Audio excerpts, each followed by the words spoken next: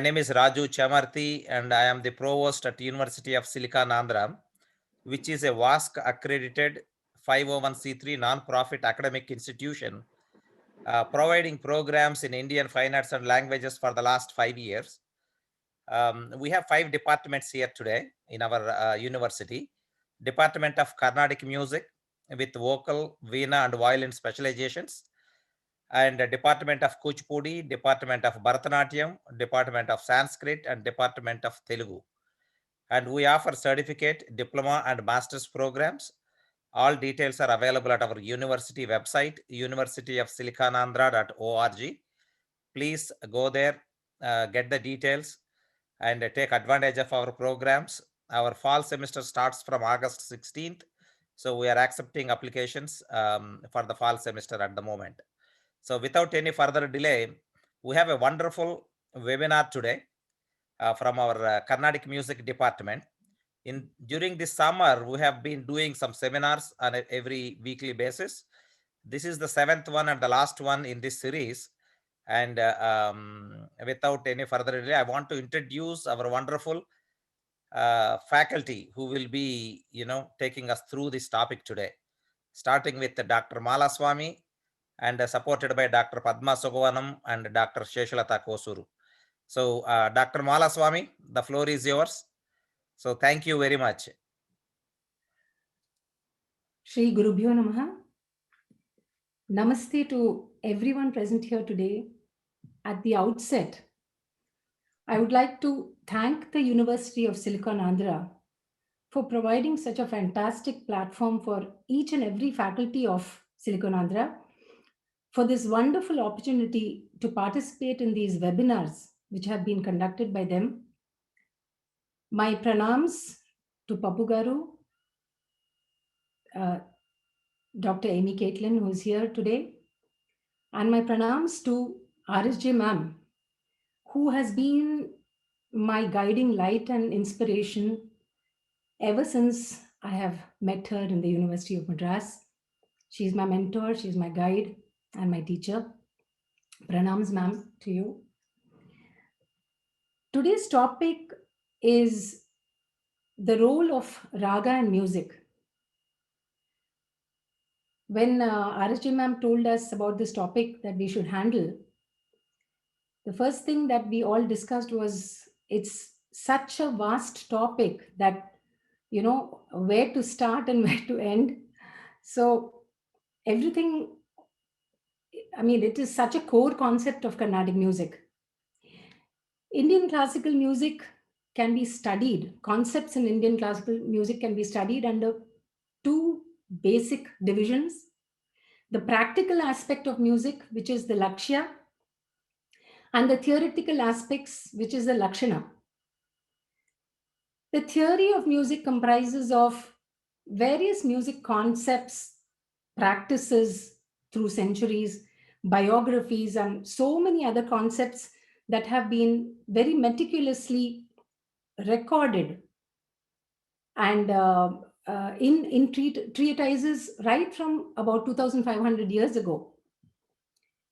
The practical aspect or the performing tradition of Carnatic music, I would talk about it in the present day context, comprises of two main modes of expression. The Kalpita Sangita, which is the pre-composed compositions, which have been composed by great saints and Vagekaras. And the other is Manodharma Sangita, which is extempore music, on-the-spot music, creative music. That is the core, which is the core of today's musical concerts. Lakshana is the outcome of Lakshya, without any doubt, which is theory is the outcome of practice.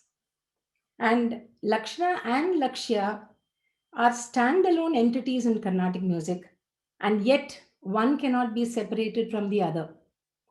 They are intertwined, they are interconnected, and they are two sides of the same coin, one can say.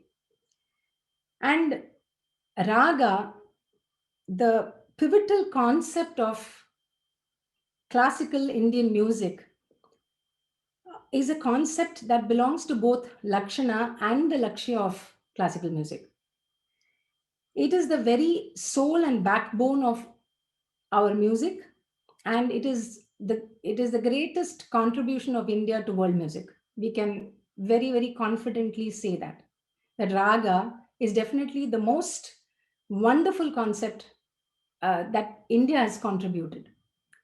And every treatise in the past has devoted at least one chapter in the case of raga for so many centuries.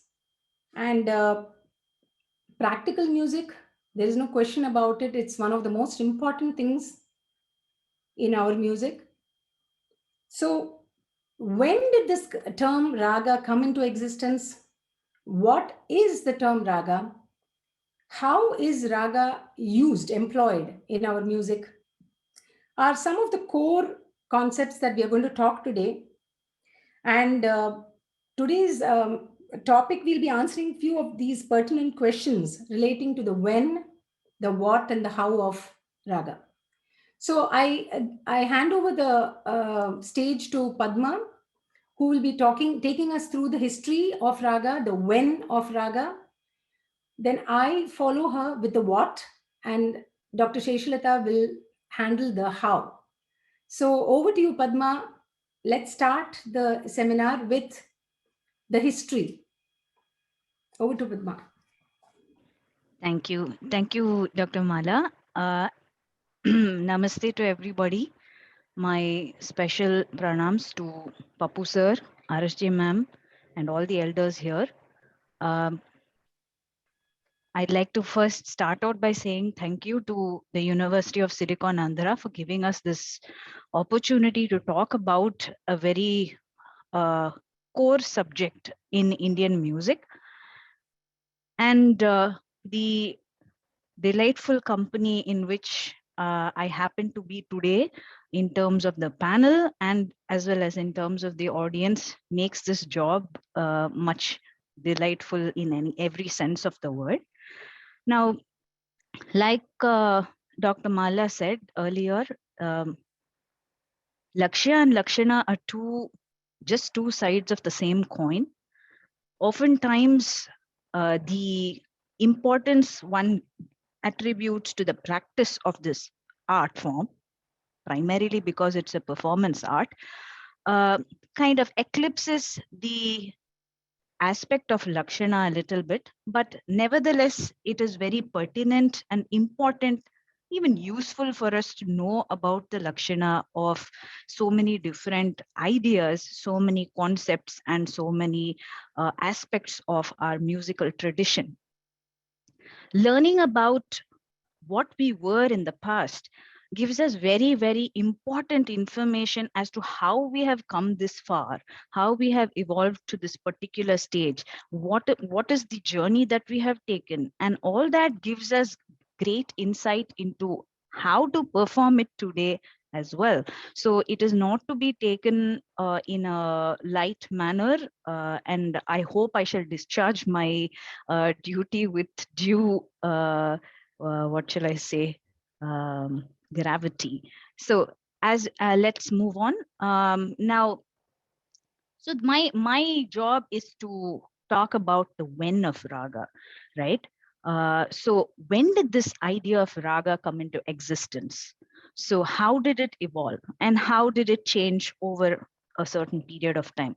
Now, at the outset, I'd like to just make a disclaimer maybe that the tracing of the history of raga is a very, very detailed subject, and I may not be able to do full justice to it in the given time, but I would like to, however, point out a few highlights which I think make a lot of difference in how this idea of raga was born and how it changed over a period of time. So the earliest definition of raga we find in a text called Brihadeshi of Matanga. This is an 8th, 9th century work. Matanga goes into a very, very detailed description on what exactly this raga is. There's actually a very serious discussion that he makes. but let me just give you the crux point of what he says. He says, Yo sau dhvani visheshastu swaravarna vibhushitaha ranjako janachittanam saraga udahritaha. This is one of the definitions that he makes for a raga. So he speaks of a few fundamental features that characterize this entity called raga. What does he say? One, this is a dhvani vishesha. What is a dhvani vishesha? It's a very particular kind of melodic entity, distinct from others. The use of the word vishesha means it is distinct from others, characterized by very specific lakshana elements like, say, amsha, nyasa, etc. And then he says it has swara. So swara, as we know, is a fundamental unit of melody. And varna. So varna indicates the ascending or descending movement of any melody. And last but not least, he says, Ranjako Janachittanam. This must delight the mind of the listeners.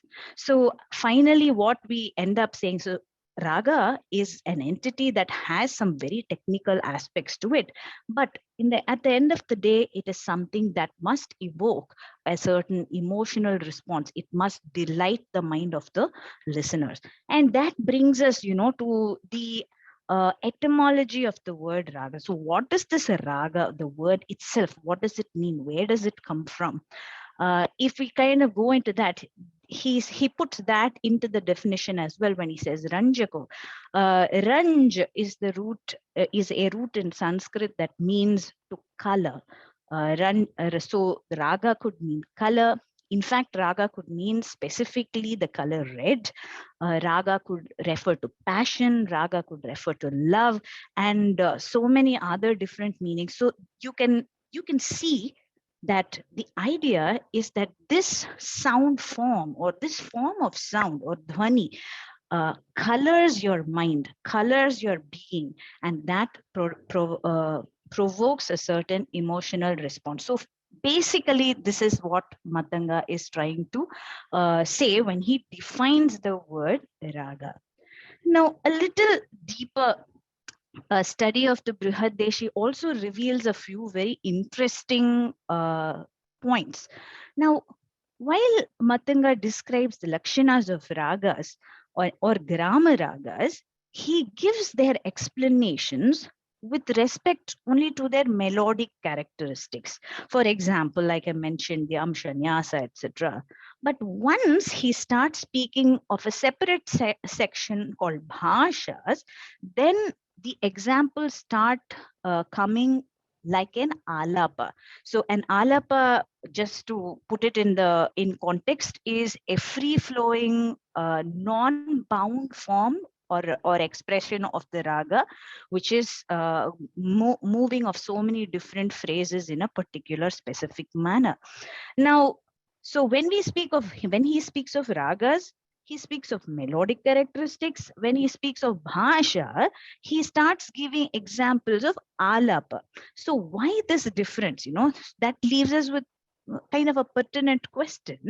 Could these ragas that Matanga was talking about be akin to specific melodies or tunes, and bhashas, could they have been more like melodic frameworks or melodic sources rather than concrete tunes? So that leaves us with a very interesting question. So here is one kind of melodic structure which could be specific tunes, and since many of the grama ragas were used more in the context of drama, like the same tune could have been used with multiple lyrics in multiple padyas or verses within the drama which were sung and enacted with gesticulation. So were ragas something like that, and bhashas, they were more melodic source forms or source frameworks from which several melodies can come out of. So this is a very interesting point or interesting situation that we have here, that we have two kinds of melodies that we speak of, one called raga and one bhashas, etc. Now, our conception of a raga today is more towards, bends towards the melody source rather than to a particular melody. So that brings about the interesting difference there. And now let's just go a little bit further back in time. So what was the story before these ragas? What existed before ragas? Now we said that Brihadeshi was the first treatise to actually define and describe what the technical word raga meant. But was this word ever used in before in literature before the Brihadeshi at all? If the word raga was not used, was there any concept like the raga in existence before the time of Brihadeshi? So the only major texts before the time of Matanga's Brihadeshi in the 9th century was the Natya Shastra and then the Datilam. Natya Shastra belongs to any period anytime between 2 BC and 2 AD. And though we do see the word raga used in Natya Shastra, jati was the concept that was more akin to our understanding of raga today. And interestingly, jati was also a source, melody source for multiple structures. So, but here also we should note that there is a very fundamental difference. The Grama Jati system, which the Natya Shastra describes as part of Marga Sangita, as opposed to the Deshi Sangita of Brihadeshi, in the Grama Jati system, the fundamental ideas were based on a Grahabheda ideology or the modal shift of tonic. Whereas once we come to the Deshi system, ragas somehow seem to have been more based on the fixed tonic system. We don't see what shall I say, explain descriptions of modal shift of tonics when Matanga and subsequent authors speak of raga. Whereas in the Grama Jati system, that was very much a part of the general system. And also alongside that, see, jatis where we could think of them as melodic molds in which even the oldest what shall I say, songs that we know were sung. For example, we believe that Ramayana was recited by Kusha and Lava in front of Sri Rama, and this was set to music in the 7 jatis. So this is some also an interesting piece of information. And there were also other compositions called Brahmagitas, which were also sung to jatis. Brahmagitas, in fact, even up to the time of Sangita Ratnakara, even Shangadeva in the 12th century, he also gives Stambhava Lalata, he gives notations, musical notations also in his own way, form. He gives musical notations for these Brahmagitas. And these Brahmagitas are also sung to jatis earlier on. And the idea of this raga seems to be a natural, what shall I say, idea that came out of the jatis, while the jatis were like more rigid and sacrosanct, also because we believe it to be from the Marga tradition, which was very rules oriented and it was very regimented in that sense. Compared something, I don't know, maybe like to a Vedic recital or so on. But the raga had a much more flexibility, wasn't subject to so much rigidity, although it had its own larger characteristics also. So the jatis were the earlier, you could think of them as precursors to the raga.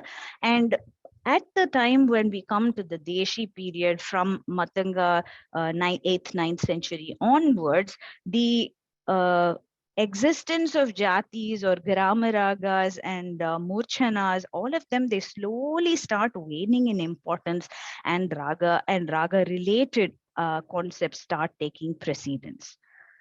Now, we spoke of Matanga in detail. later works that came later on in the Deshi period, such as Bharata Bhashya or Saraswati Hridaya Alankarahara of Nanyadeva, or let's say even Sangita Ratnakara of Sharangadeva that came in the 12th century. These books provide alapa phrases for many grama ragas also, something that Matanga never did. And interestingly, Sharangadeva even uses the term raga to denote raga alapa in some places. And this is something that we do today also. For example, we just say, can you sing ragam? Meaning, can you sing alapana? It doesn't mean, because raga can be expressed in so many different ways, in composition, in tanam, in swarakalpana, so many different ways, right? But when somebody is asked, can you sing Todi Ragam? It means, can you sing Todi Alapna? So we use the term raga today also interchangeably in the sense of that melodic source as well as particular improvisational technique called Alapana. And the early form of it we even see in a text like Sangita Ratnakara. Now, again, in Sangita Ratnakara, as well as in some later works like Sangita Samayasara, slowly a new concept was added to the raga scape. And this was called sthaya or thaya. So what is this thaya? Thaya was not described in the sense of a musical phrase or in any way related to a melodic or phraseological idea, but more in terms of the mental emotion that it evinced or the imagery that it was used to create. And therefore, it was very useful in prabandhas where you could choose which prabandha to select to get into which particular emotion. Now, the emergence of thaya as a raga feature also paved way slowly for the Chaturdandi system, where we see music establish itself as an independent art form. By independent art form, I mean dance exclusive form, because till then, or the Sangeeta literature that was available to us always spoke of music and dance both in conjunction. Earlier on, it was music, dance, and drama. Slowly, drama, music, and dance separated, became an independent art form which they called Sangeeta. And later, after the Chaturdandi period, we see music, that is just the Gita form, establish itself as an independent art form. And at this point, we also the Mela system is slowly, formulating itself and gaining importance and gaining credence. And when we think of the Mela system, and the Melas are in sense musical scales too, here very few lakshanas of raga are described, like say graha amshanyasa, very, very basic, very fundamental, nothing in great detail. So you would know the scale of the raga, the arohana and the avarohana, and what kind variety of notes that raga would take. And then at most you would have information as to what is the graha amshanyasa for these ragas. But one important work in this period that came around the 17th century was a text called Sangita Sudha by either Govinda Dikshita or Raghunath Nayak. The authorship is a little bit debated. In this work, while he describes the Raga Lakshana, there's a very elaborate explanation of a massive musical entity with several facets like Akshiptika, Ragavardhani, Vidari, Sthai, Makarini, Nyasa, so many things which we now associate with Raga Alapana only. Sangita Sudha presents it as Raga Lakshana itself. So for every raga, the author explains, all these different characteristics, and that I think it brings a different kind of perspective to the whole notion. Because if you think of the description of raga just in terms of graham shanyasa and arohana avarohana versus a phrase based, or how does this melody move? What are the phrases here? How do you stop? Where do you start? If you need to do a trill, how do you do a trill? All these kinds of information are available within the, Akshiptika, Ragavardhani, and so many different sections that are presented in the Sangeeta Sudha. So that text I find to be very interesting in the development of what our idea of raga has been. So if like these are some important texts that I wanted to do, but for lack of time, I don't want to take up too much time also.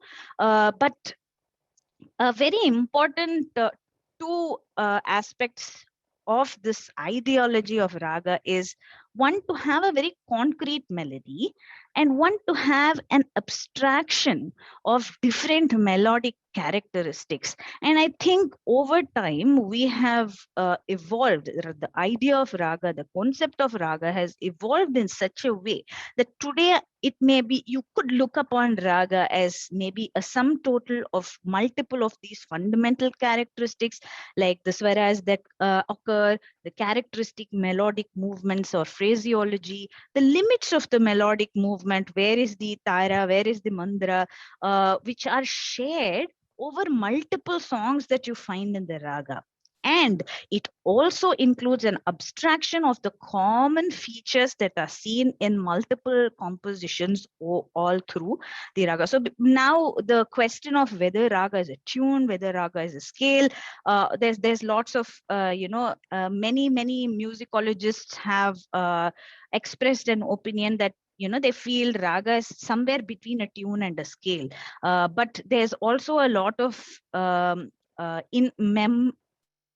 information about the phraseology that is purely memory based. So you listen to a raga from different compositions, you take it inside your memory, you abstract so many different things from what is stored in your memory, and that becomes the swarupa of the raga that you are trying to sing. So and it's difficult for any author of music to really put something like music in words, to explain what the raga is in words. Like they say, there's a famous saying, Ikshukshira Gudadinam Madhurya Samritam Antaram Mahat. So you may have sugar cane, you may have milk, you may have curd, all of them are sweet in their own way, but unless you independently taste them and see them for their own taste, you won't know what it is. So you can try to explain what sweetness is, but there's only so much you can do. It's only experience that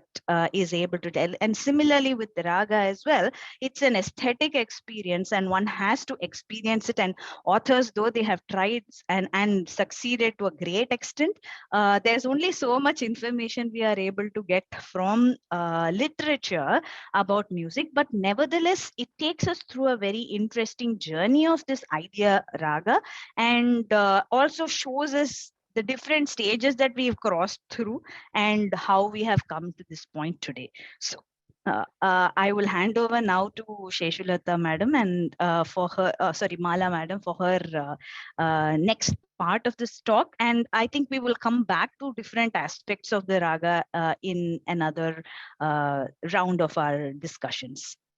Thank you. Thank you, Padma, for that wonderful detailed account of the history, the etymology, and the growth and evolution of raga. You took it beautifully through the ages. Thank you so much. Now, I will be discussing more of the present day context of what raga is. What is raga is my topic, my point of discussion. And I will be discussing raga under three main perspectives. The role of gamakas in establishing the individuality or uniqueness of a raga. The second will be the existence of raga beyond a scale, the arohana and the avrohana of raga, the existence of raga transcending the arohana and avrohana. And the third would be the significance of phraseology that just Padma just mentioned.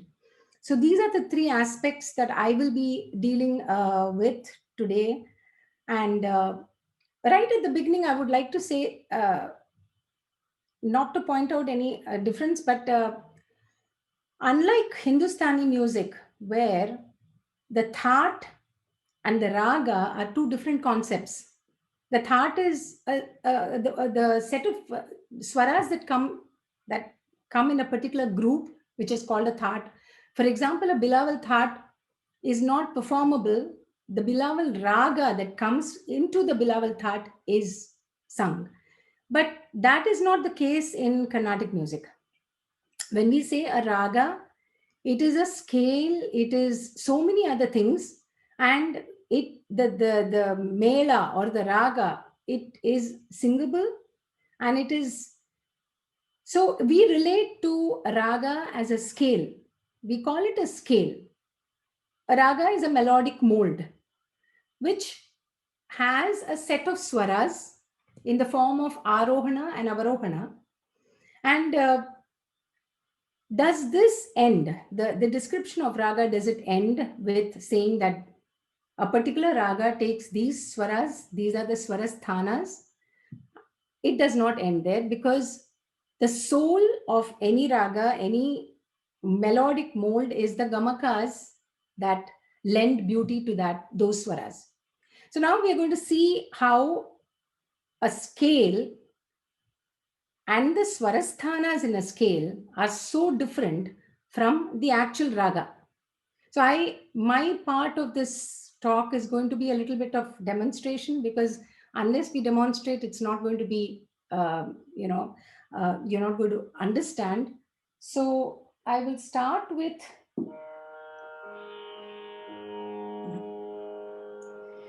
so the very first raga that we are introduced to is Maya Malavagaula. So Maya Malavagaula has a number of janyas under it. Now this janya and janaka, the concept of janya janaka is a totally different discussion altogether. Whether we really need to put certain ragas into the janya mode, because ragas like Saveri have a totally different identity of its own and completely different from its parent raga. But how gamakas actually bring out the uniqueness. So if we go to see just the first few swaras of Maya Malavagaula, sa ri ga ma, the ga is a little higher in its nature. Ga ma pa, ma is plain in Maya Malavagaula, but the janya of Maya Malavagaula Saveri has a very different identity. Sari ma pa da sa sa ni da pa ma ga re sa. So the minute we sing this madhyama, sari ma, and in the ascending order, ma ga re sa, this is a raga which has been given life by the gamakas. So it ceases to be just a scale. And the swarasthanas that we are actually talking about, we say Saveri has Shuddha Rishabham, but the swarasthana of the actual Rishabham of Saveri is lower than the Shuddha Rishabha. It is referred to as the Ekashruti Rishabha Sari. It is very, very close to the Sa. So the question is whether we describe ragas through swarasthanas. The concept of swarasthana itself is debatable, because most of the swaras, the most important swaras that have the gamaka, do not exist in that position at all. Gamaka is, ideally, it is a movement of swara. And the movement is between tones and semitones, microtones, and it will vary contextually. It will vary with ragas. Different ragas have different gamakas. The extent of gamaka is very different from ragas. They may be the janyas of the same melakarta, but the gamakas coming in them are entirely different.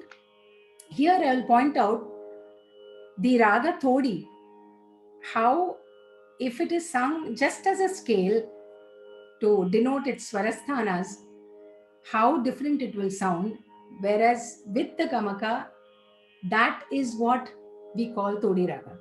But if I just sing it as a scale, Sari Ga Ma, this is with the gamaka. Sari Ga Ma Pa Da Ni Sa Ni Da Pa Ma Ga Ri Sa. Now, anybody, if they at once hear this, they will not even recognize that it is Todi. Because Todi is full of, like Professor Sambamurthy mentions, Sarva Swara Gamaka Varika Rakti Raga. So, almost every swara in Todi comes with the gamaka. And the gamakas are very contextual. In some places, the gamaka will be more. In some places, it will be a sthana kampita, or I'm using the terms kampita. We are not going into the gamaka aspects of music, but kampita is a very, very common gamaka which comes in most ragas in Carnatic music. It's a very commonly used gamaka. So here I'm going to demonstrate Todi, a simple, beautifully structured chittaswara in a particular composition called Gajavadana, which I want you all to note the different kinds of gas that are coming and how the gamakas are entirely different when they are juxtaposed in different contexts. Okay, so here we go. Gari sa gari ga ga ga mama gari sa gari ri gari ni da gari ri ga. Now, in this one line itself, there are so many different colors of Gandharam. There was a Nokku Gamaka, there is Kampitam, and as you proceed further, you will see more. I'll start again. Gari sa gari ga ga ga mama gari sa gari ri gari ni da gari ri ga ga sa gari ga ga ga ma ga pa ga da ga ni da ma ga ma ni da. The nishadam also, please note, different nishadams. Ga ma ni da ga ma pa da ni ga ma pa da ni ga ma pa da ni sa ni ga ma ga ri sa ni ga ri ni da ma ga ri ga ma da ni ga ri sa ni da ni sa ga ri ni da ni sa ga ma ni da ma ga ri ni ri ga javadana. So, as you can see, the various gamakas, there are probably 13 or 15 different types of Gandharas in this one Chittaswara.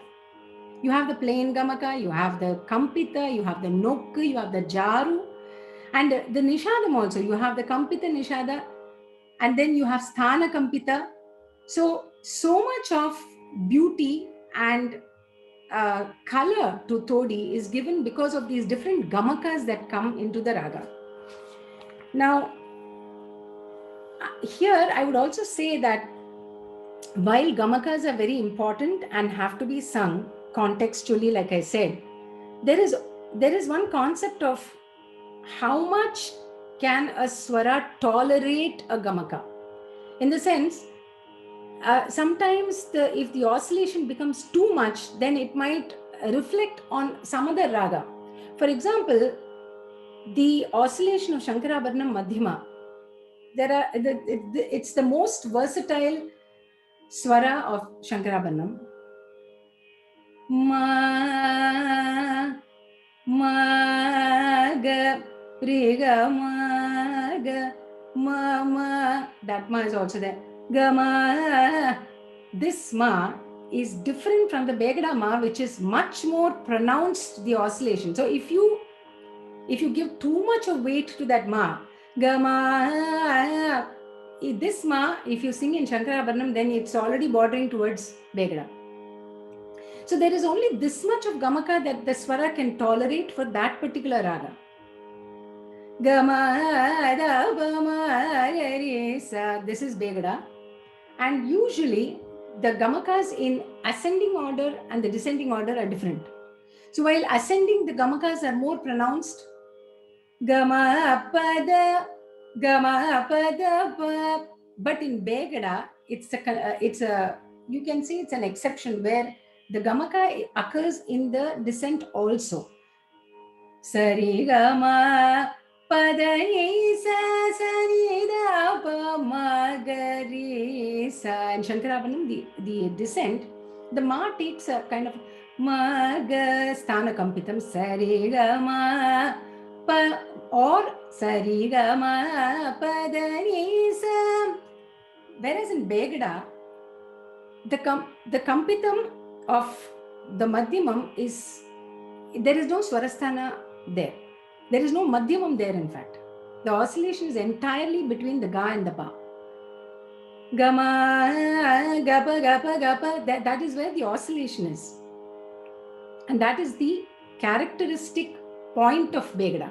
This madhyamam, no other raga in this category has that kind of, that's why it was called the Begada Madhyamam. Even those days, it was referred to as the Begada Madhyamam, which is slightly higher than the Shankarabharanam Madhyamam. And the unique factor is, even in the descending order, the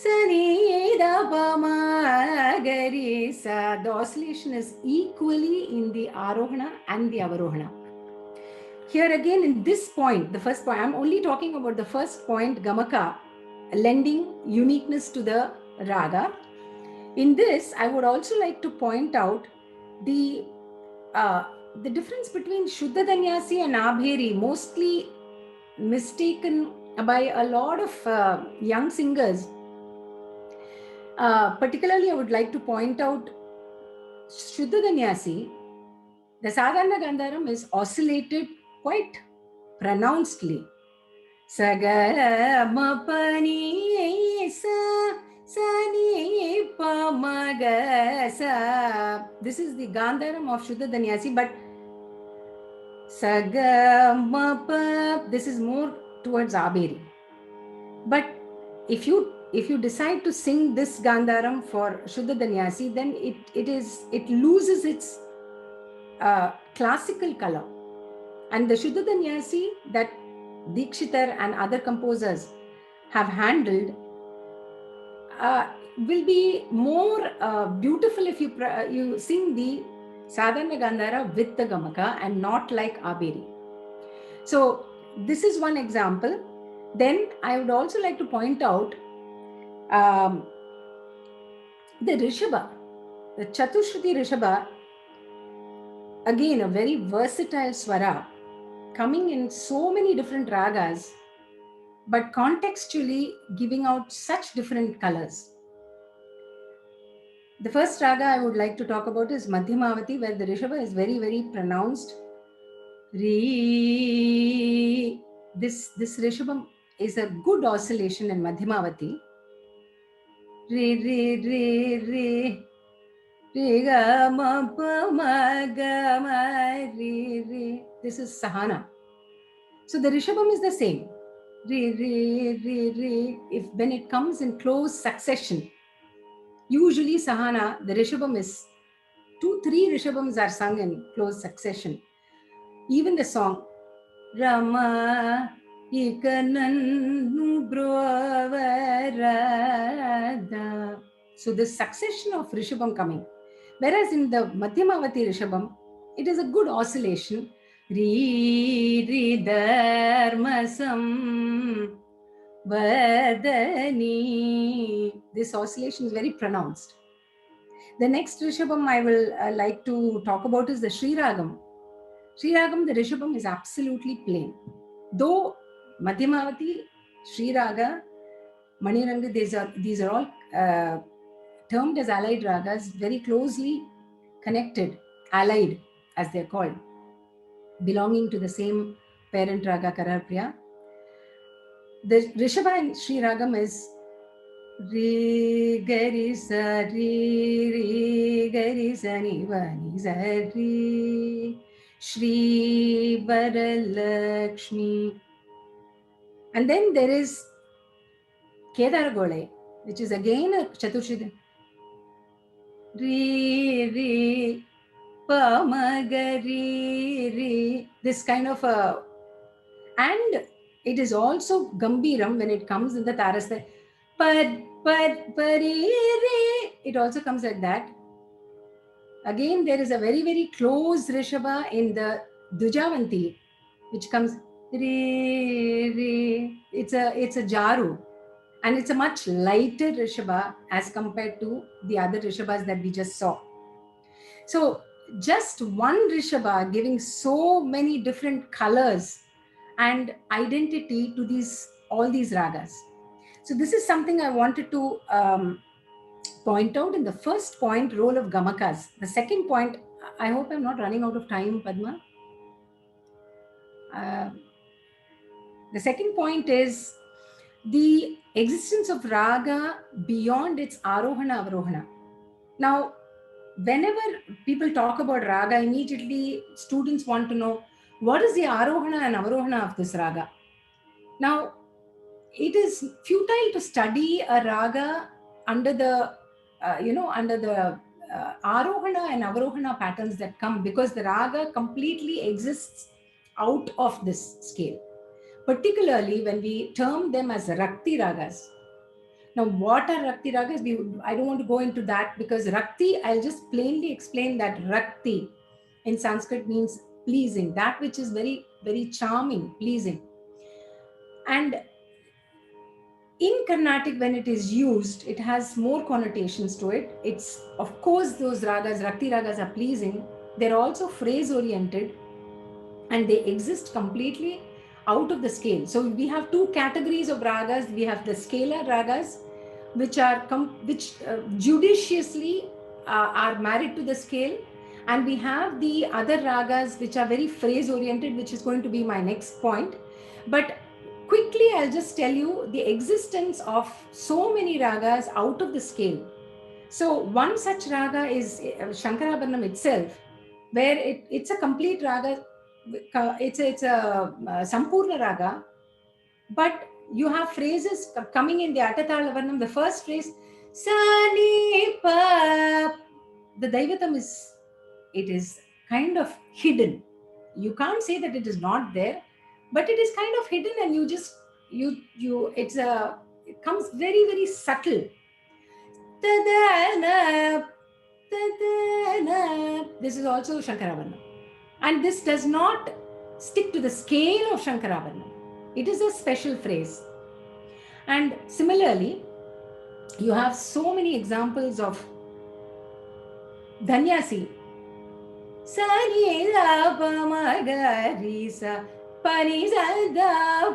This is a very, very classic phrase in Dhanyasi without the Nishadam. This is a very classic phrase. In fact, that is one of the phrases that clearly establishes Dhanyasi from Todi. Though the Sada phrase comes in Todi, but contextually following it up with the Panchamam is definitely a stamp of Dhanyasi. And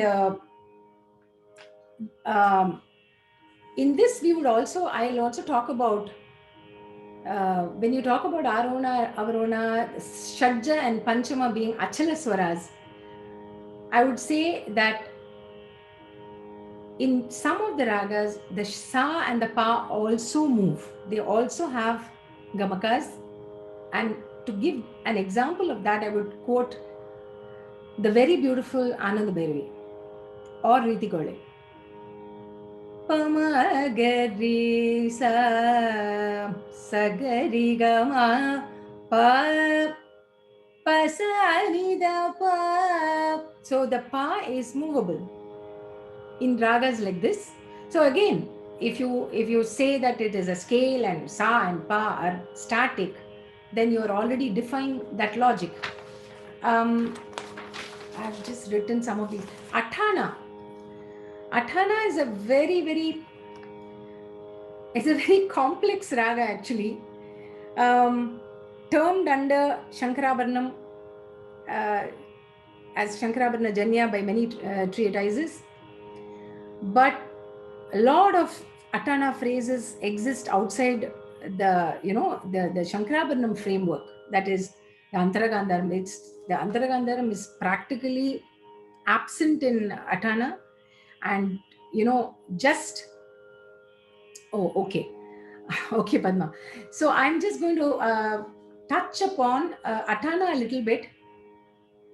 Sani sada pa ma pa ga ma ri sa pa ma ga ma ri sa. Where is the Antaragandharam here? It is not there. And a lot of phrases. Now, the second and the third point are very interlinked with each other, where I've talked about phraseology in ragas.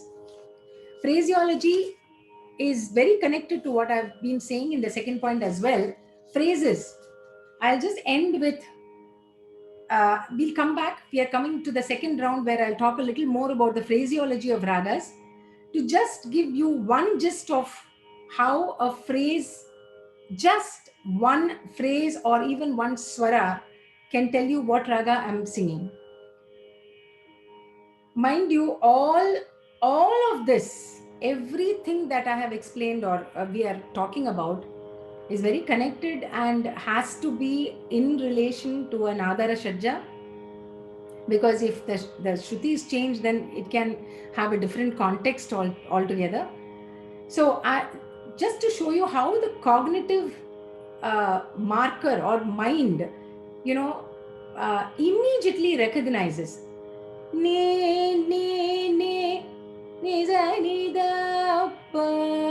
anybody who knows Carnatic will just, with that one nishadam, will know that I am singing Shruti. Enough. So such is the greatness of our music, where you don't need a scale, you don't need anything, you just need one phrase to explain what the raga is. I will hand over the next segment to Dr. Sheshalata. I welcome her. She's going to be talking about compositions. Over to you, Sheshalata ji. Thank you, Mala. Sri Gurubhyo Namaha. And Namaskaram to everyone. First of all, I would like to thank my university authorities for providing this great opportunity for all of us to share our points. The topic being the ragam, which is related to practical music. I would like to start it with a prayer.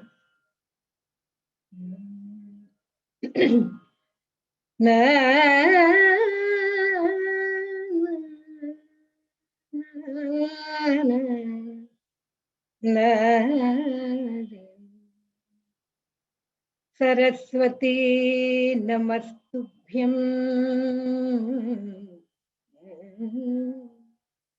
Varade Kamarupini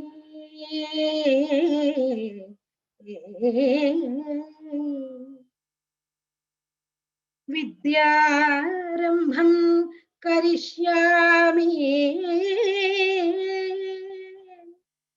Siddhir Bhavatu Me Sada Padma Patra Visalakshi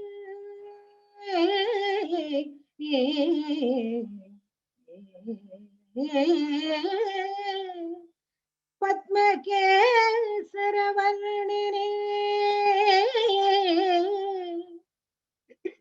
Nityam Padmalayam Devi Tamam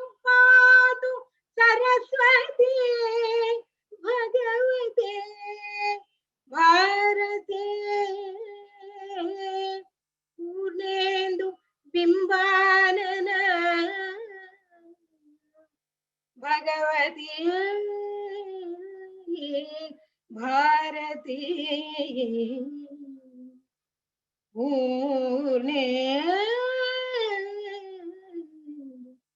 Bimb.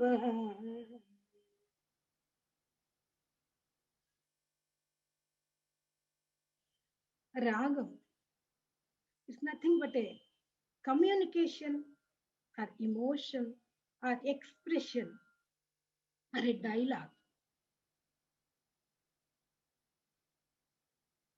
Composers gave us lot of messages through ragas. As my colleague was saying, Padma was saying, ragas existing through alapanas, through compositions, and through the Manodharma Sangeetam like Swarakalpana. So, Anuragamuleni Manasuna Jnanamuradu Anuragamuleni Manasuna Sujnanamuradu. I feel that God created these composers. He has sent these composers for our sake, because every common every common man cannot go through the great scriptures like Vedas, Upanishads, etc. So God sent these composers to simplify those great scriptures into messages like. So Tyagaraja and other composers, all composers gave us a lot of great messages and statements like this. Anuragamuleni manasuna sujnanamuradu. Who don't have love and affection, so they are very far from the sujnana. Then I feel that every ragam is a devata kind. According to our culture, we have the mantra shastram. In the mantra shastram, every devata, every deity is allotted with some bijaksharas to do a upasana. Likewise, in our Carnatic music also, every ragam is a devata. And the swarasthanas, the arohana, avarohana are the bijaksharas for the raga devata. The great legend Balamurali Garu, in his own words, he said, I consider every ragam as a devata, and I do archana by offering sangatis to that raga devata. So I have adopted that concept and I see great results. I used to tell all my students, before learning any kritya, before presenting any composition, so just imagine that raga devata and pray for her, pray to bless you. So that will definitely help you. Okay. Sangeeta Jnanamu Bhakti Vina Sanmargamu Galade O Manasa. Sangeeta Jnanamu Bhakti. Tyagaraja, even composers never left Bhakti. Sangeeta Jnanam along with Bhakti will be the proper music. Ultimately, what is the paramardham of music? The ultimate benefit is Anandam. Ananda Sagaram Idani Dehamu Bhumi Bhadam. In the Ragam Garudadhvani, a scale-oriented Ragam, he gave a statement like, who can't swim the Ananda Sagaram is a waste. His janma is waste. So, Bhumiki Bharam. So he becomes like that. That is what he gave a statement like. So, again, Swararaga Sudharasayuta Bhakti In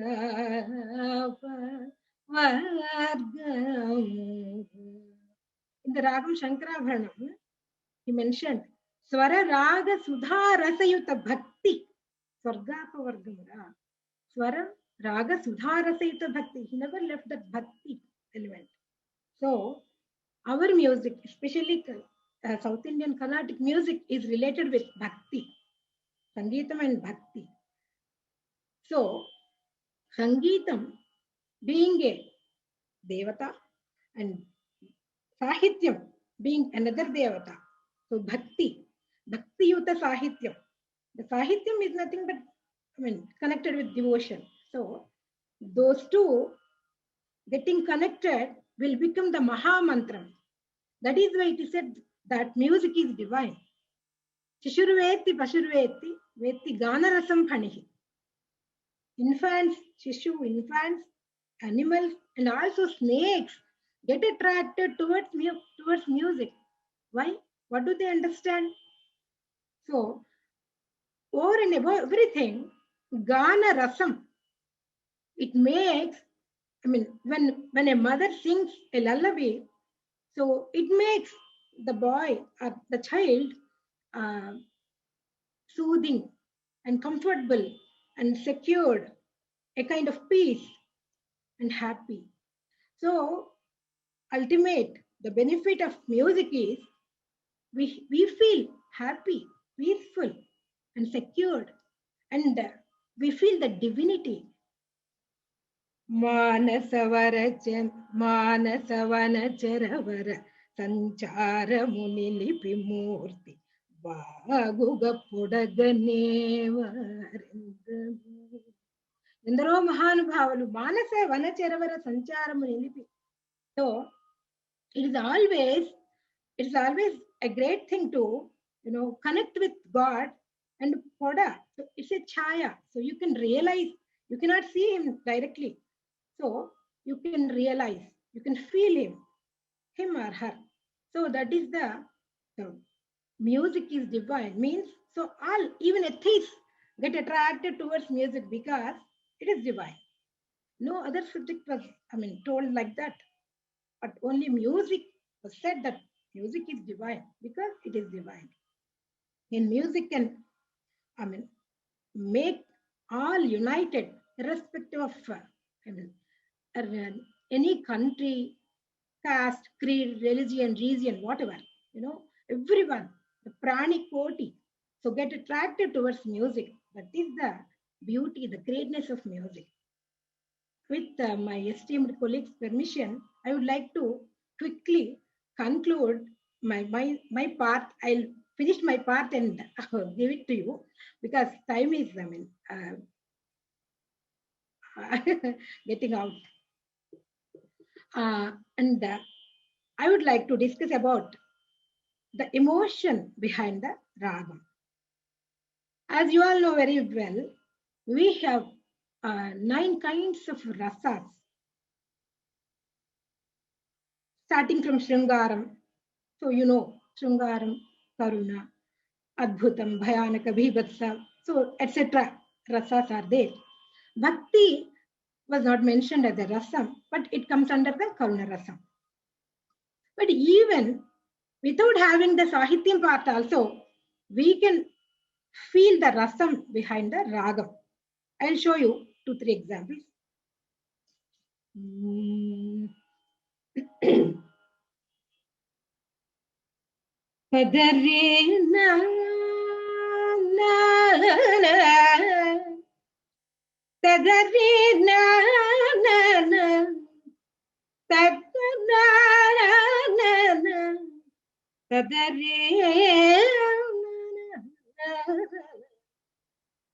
Ragam Mohana. When we listen to this ragam, okay, we feel happy, comfortable, nice. But another ragam.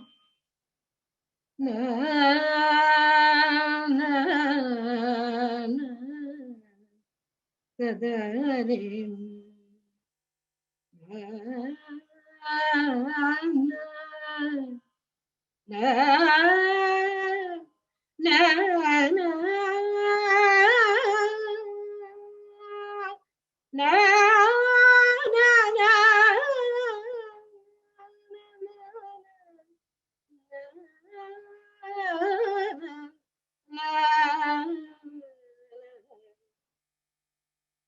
definitely listeners feel a kind of karunarasam or pathetic feel.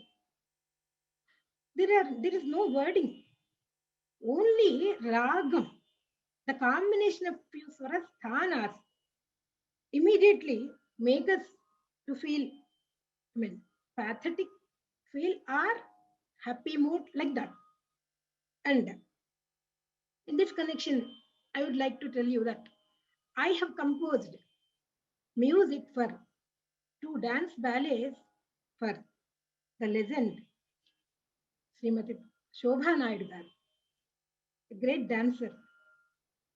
While composing music to her dance ballets, I have learnt a lot. In one ragam, we may feel that maybe one rasam will be there behind.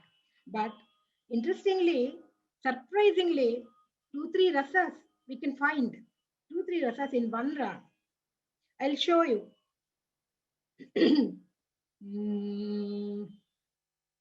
Shanmukha Priya.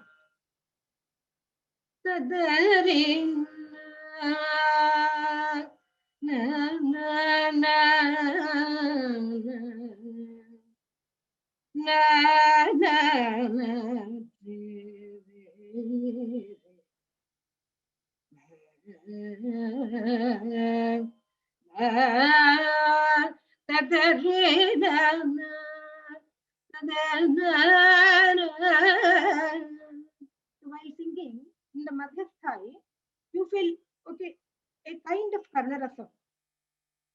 But the Tarasthai,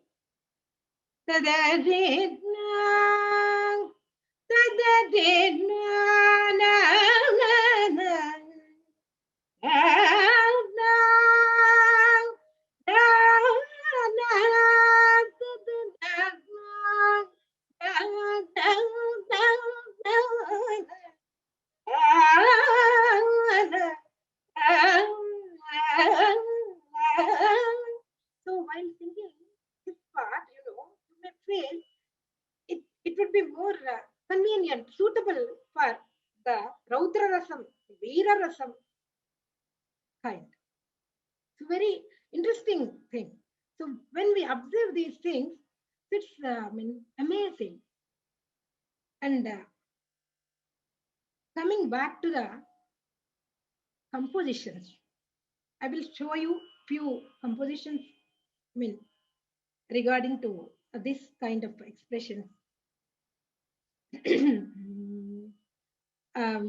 Mala was mentioning about Todi. Yeah, in the same Todi Ragam.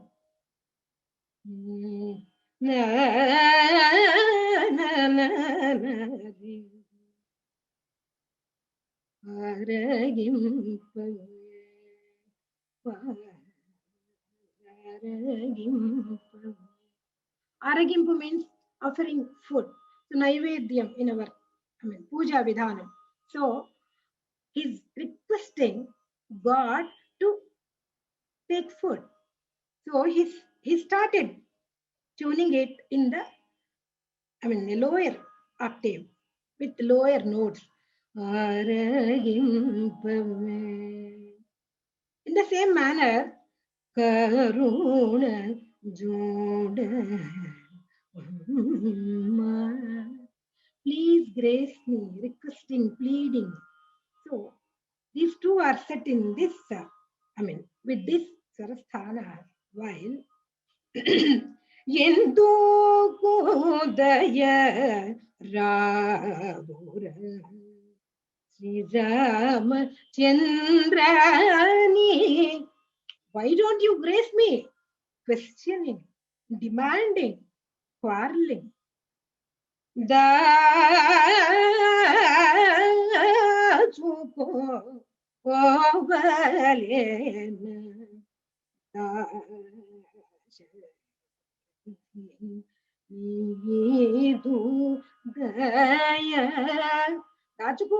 do you hide your grace, your kindness? So requesting, what are the requesting feelings? He said he tuned in the lower, having combination of lower notes, and where, why don't you come to rescue? Why don't you come? So that's what he's quarreling, he's demanding. So he tuned in. So see the beauty. And also in the Mohana Ragam, Yavarura Ninnu Vina, Yavarura Ninnu Vina, Gati Magu. Who else can take care of me? So it is you only, Yavaru, who is there to help me? So he's asking, he's tuned, he composed there. Yavarura, the questioning. Raga admits like that. So in the same ragam, Rama Ninne Namina Varamu Rama Ninne. So Rama, I believe in you. To hear different idea, different bhava. So ragam is very much connected with emotion, the bhava. And Tyagaraja, I'm just taking only Tyagaraja's compositions because time is very limited. So Tyagaraja emphasized the bhavam of the ragam as well as the sahityam. See, in the Ravichandrika ragam, Ma kelra vicharamu. Why should we get worried? Ma kelra vicharamu. Why should we get worried? So, emphasizing the bhavam. See, Ma kelra vicharamu. Ma kelra vicharamu. So, Ellie, why should we get worried when you are there to take care of us? So the bhavam, emphasizing the bhavam, using the ragam, showing the sangatis of the ragam. How can you develop the next sangati, the next variation? So giving description about the ragam as well as the bhavam. So that is the greatness of Tyagaraja. In the same way, Nagumamu Ganaleni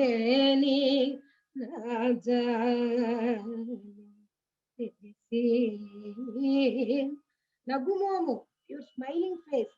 Nagumomu Ganaleni This is my position. So, Nagaraja Dhara Nedo Parivaram Yogi Bodharan Jese Varalu Are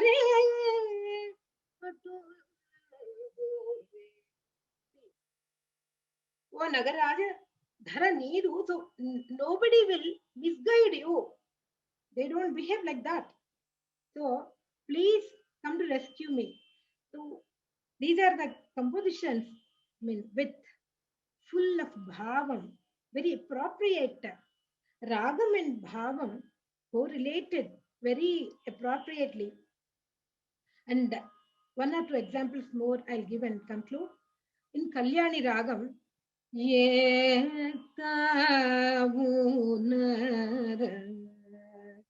Nilakada Neeku Yetavunara Nilakada. Nilakada means stability. So where do you stay? Where is the stability for you? Where can I find? Yetavunara Nilakada. That is the stability. Nilakada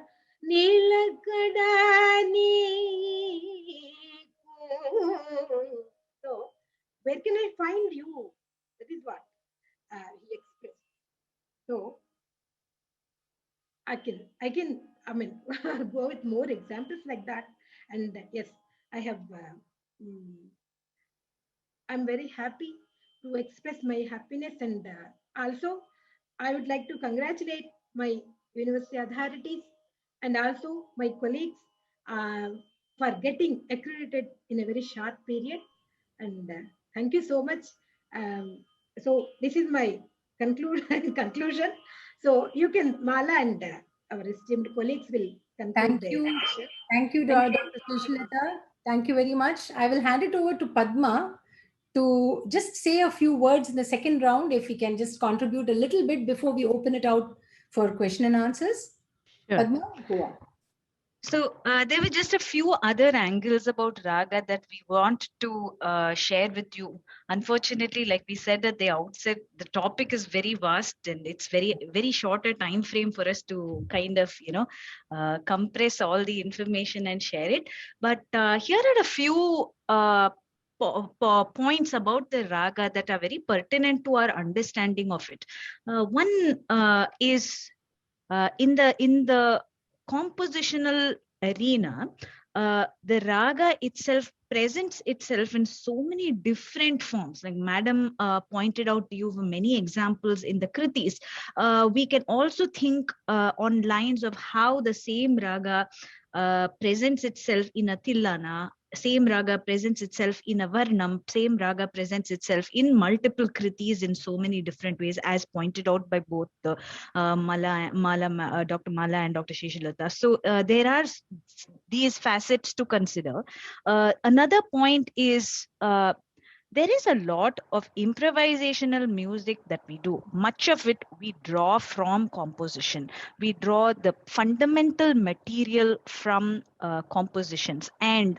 But the interesting question for us to ask ourselves is, does our idea in improvisation stop with what is there in composition? And no, we do go way beyond where the compositions have what boundaries or what framework the compositions have been able to give us as artists, as composers. For instance, let us take an interesting mix. So we said that all fundamental musical information we draw out of the composition, right? But as artists, when we sing these very same compositions, we start adding additional features to it, which we call sangati.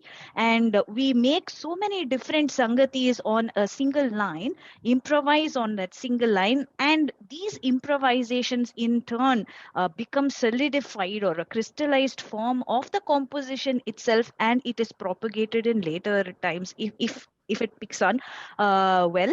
So it gets propagated in later on later generations as part of the composition itself, and this improvisation in turn becomes a part of that crystallized form of the raga. For example, let's take the case of a composition like Konyadina, or not even Konyadina, some of Tyagaraja's compositions, let's say Eta Vunara, which Dr. Sheshalata just sang for us.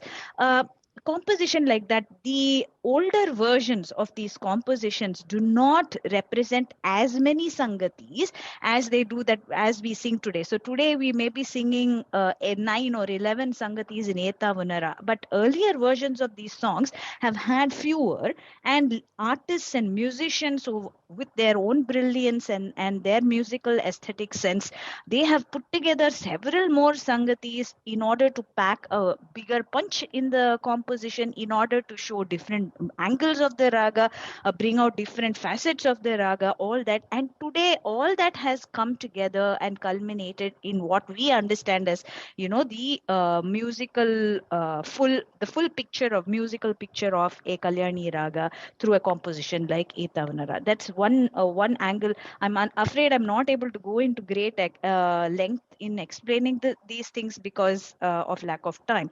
And another feature we wanted to discuss if time permitted, was about how to develop Manodharma aspects, particularly Alapana, Swarakalpana, Tanam singing, etc., from the composition. So how is it that we learn raga I from? would like to intervene here when you're saying Yeah. about Manodharma from compositions, Padma. Yeah. A lot of these sangatis that you're talking about is, it can be a stepping stone towards Manodharma, which is Neraval.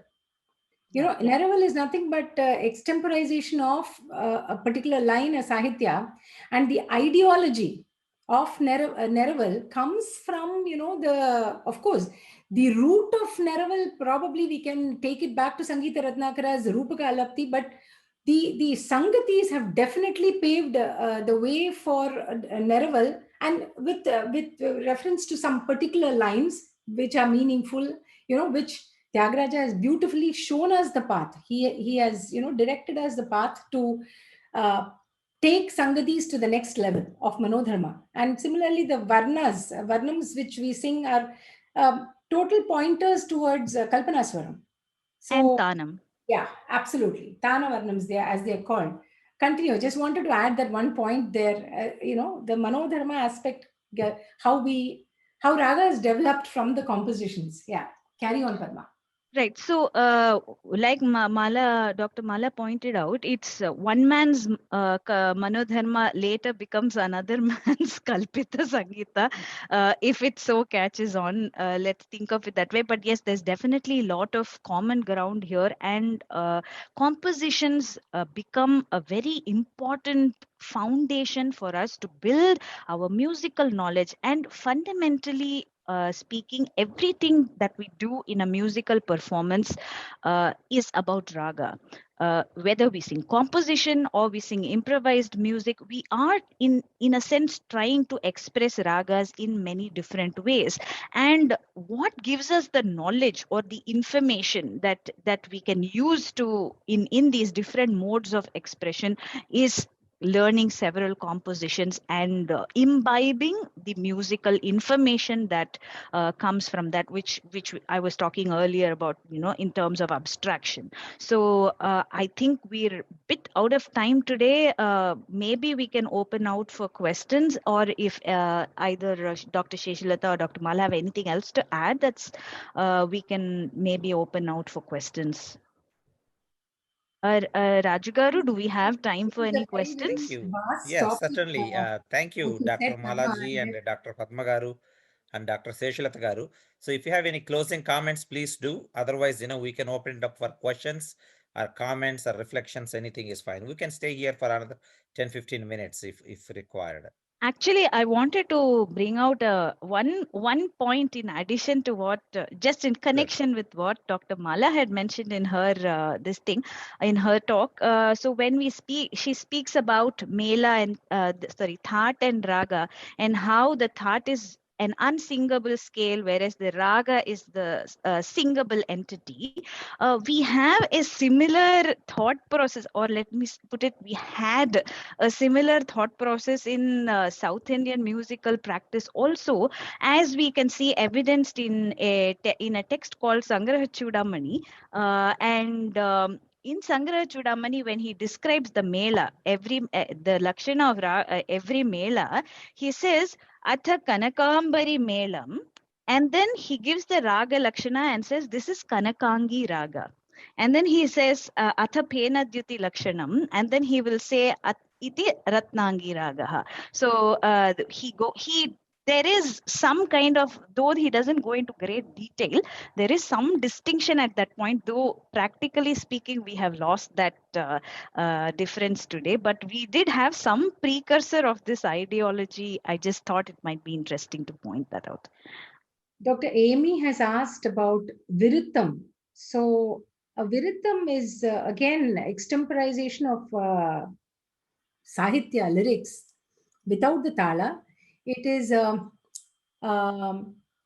earlier days, the Thevaram and the Oduvars used to sing the Shuddhangam Layangam. It comes from there, the Oduvar tradition, where the verses used to be sung in a particular raga, like they used to sing which one? Tiruvampavai in Shampale raga. Pan, Shambali Pan.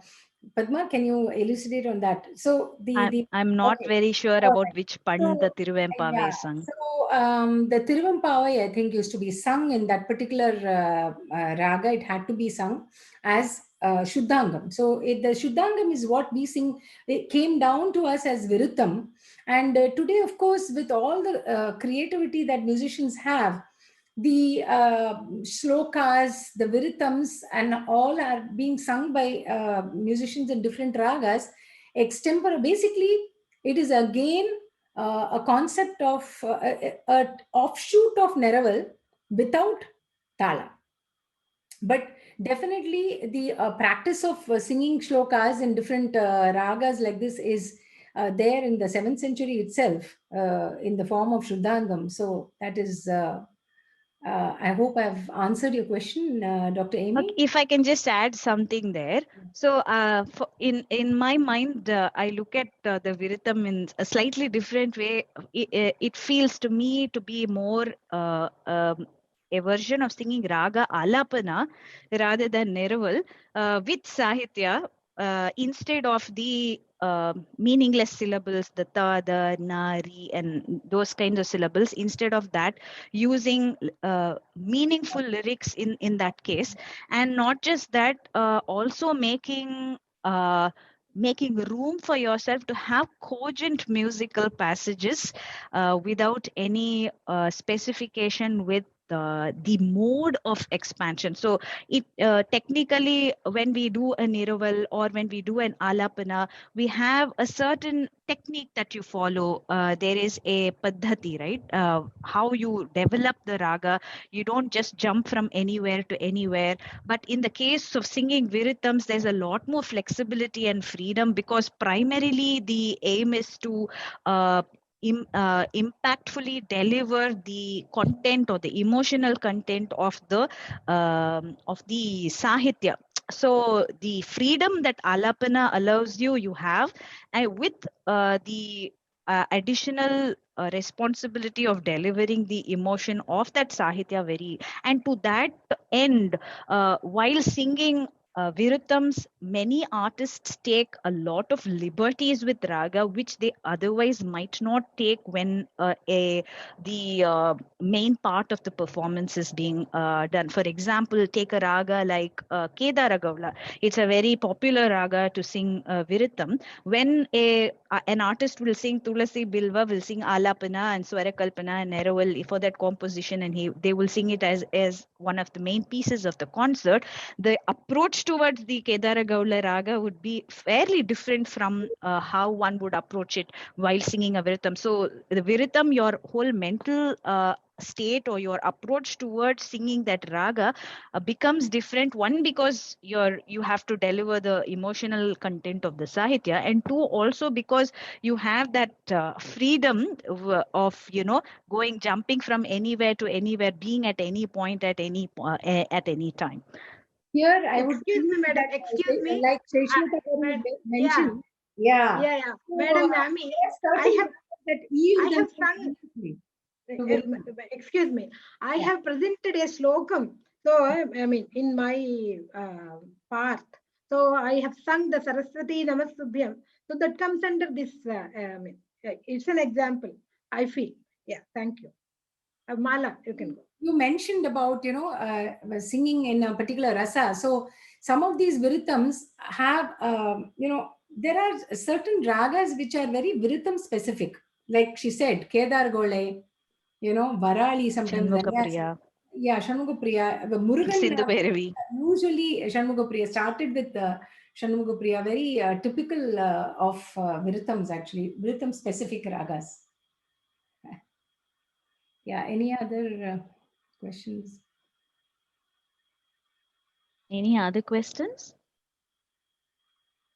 Questions or comments or anything that you want to add or ask our panelists? It was a wonderful 90 minutes. Thank you.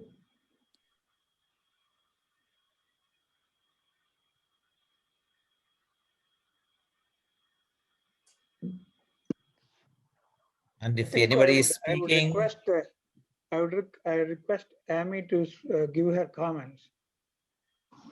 Amy, Professor Amy Catlin, please. Unmute yourself, Amy. Yes. Unmute yourself. Oh, Yeah. He's trying.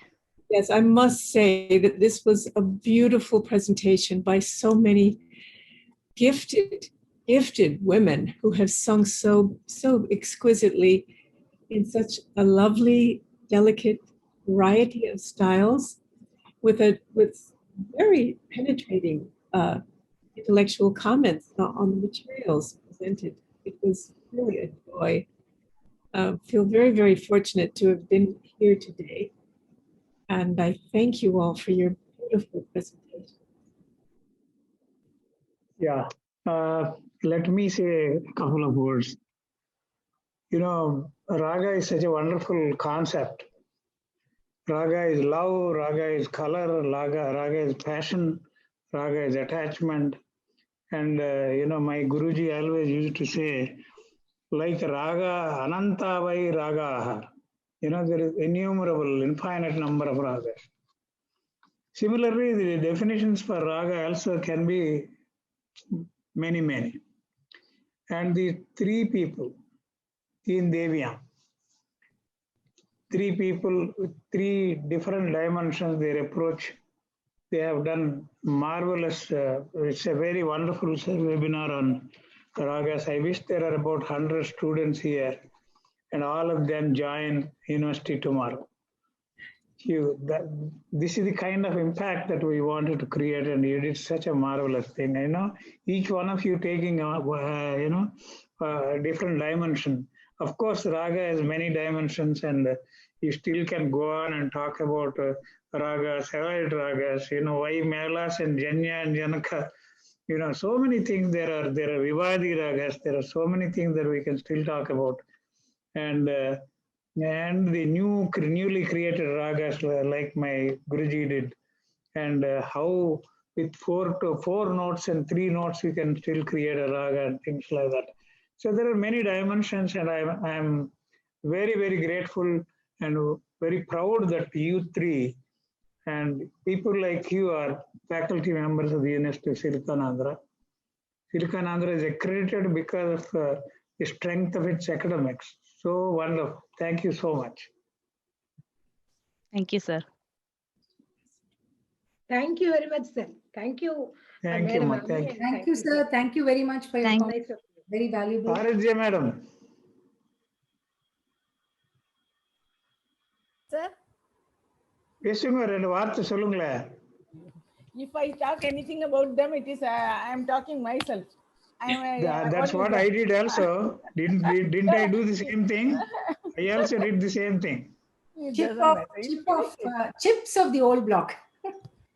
See, 2 of them are university students. When I was teaching there, they were there, so they are all my students. Sheshulata is my very good friend, and I am really very proud of my friend and students that they are doing very deep study about each topic. Whatever topic you give, they will do it immediately without any confusion or hesitation.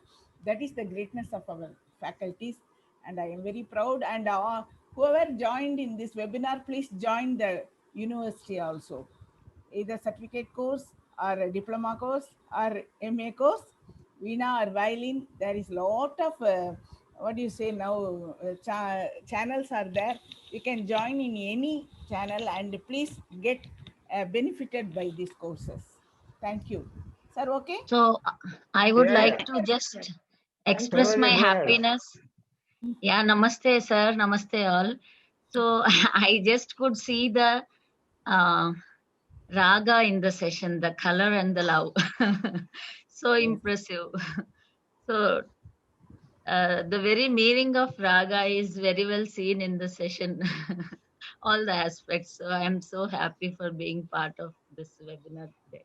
This is Thank a very, you. very vast. Thank you, subject. Saroja. Thank you so much. We were discussing, the subject is so vast that we could just touch upon a few points in this 1.5 hours, and split Oh, between of each of course. us was more difficult. Very Thank true. you. Thank you. If there are no more questions, then we will conclude this webinar today. Thank you very much, Dr. Mala Garu, Dr. Seshalata Garu, and Dr. Padma Sugovanam Garu. University of Silicon Andhra, as I mentioned at the beginning, you it's for a this WASC opportunity. accredited non-profit organization. We have wonderful faculty. Our curriculum is the best. We have 5 departments today: Carnatic music, Kuchipudi dance, Bharatanatyam, Telugu, and Sanskrit. All the classes that we offer today are all online. So you can take advantage of these programs from wherever you are around the world. So more details, please check out our website, universityofsiliconandhra.org. Thank you all for joining. Have a good evening here. And for those back from India, have a very nice day. Thank you. Namaskar. Thank you very much. Namaste and thank you very much. Namaste. Thank you very much.